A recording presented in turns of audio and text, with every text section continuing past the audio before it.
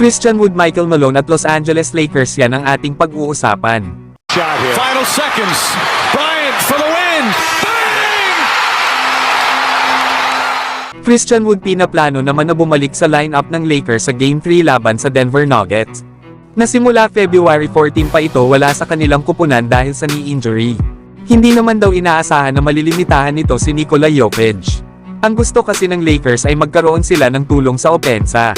Lalo at itong si Christian Wood ay isang stretch big man na kung saan ay may average ito ngayong season na 7 points at 5 rebounds. Malaking tulong nga para sa Lakers ang shooting nito sa labas. Mapipilitin nga ang mga bigs ng Denver kagaya ni Nikola Jokic na umangat para bantayan itong si Christian Wood. Kaya magkakaroon ngayon ng magandang spacing sila LeBron at Davis sa ilalim para umatake sa basket. Okay din naman sana si Jackson Hayes na kapalitan ni Anthony Davis. Lalo at maaasahan din ito sa pagkuha ng rebounds at sa kanyang ginagawang depensa. Pero hindi nga ito isang offensive player na kailangan sa ngayon ng Lakers.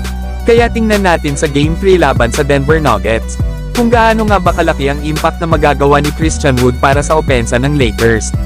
Samantalang Michael Malone, ang head coach nitong Denver Nuggets, ay patuloy pa rin sa kanyang mga pad-ali dito sa Los Angeles Lakers. Comfortable kasi ito sa kakayahan ng kanilang kupunan sa kabila ng adjustments na ginawa ng Lakers. Naayon pa kay Coach Malone ay 3 beses nga lang daw nilang nakalaban ang Lakers sa regular season. Pero wala nga daw itong nakitang pagkakaiba. Dagdag pa ni Coach Malone, sigurado daw ito na comfortable daw ang Lakers na malaman kung tungkol saan sila.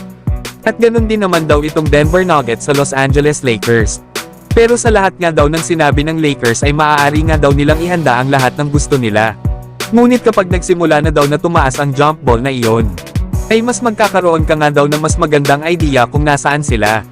Yan nga mga idol ang mga sinabi nitong si Michael Malone sa ginagawa ng Lakers na adjustment sa kanilang playoff series.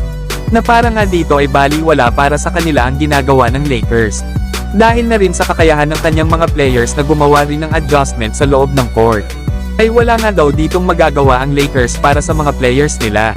Lalo na dito kay Nikola Jokic na gumawa ng 32 points, 12 rebounds at 7 assists. Isama pa ang mga key contribution nila KCP, Jamal Murray, MPJ at Aaron Gordon. Bagamat nakafocus ang Lakers na mapigilan itong si Nikola Jokic. Pero ang shooting naman ng ibang Nuggets players ang magiging problema ng Lakers. Nagkakaroon kasi ng mga open man kapag hawak na Jokic ang bola. Kaya kailangan ng Lakers na balikan at panoorin ang mga dati nilang laro.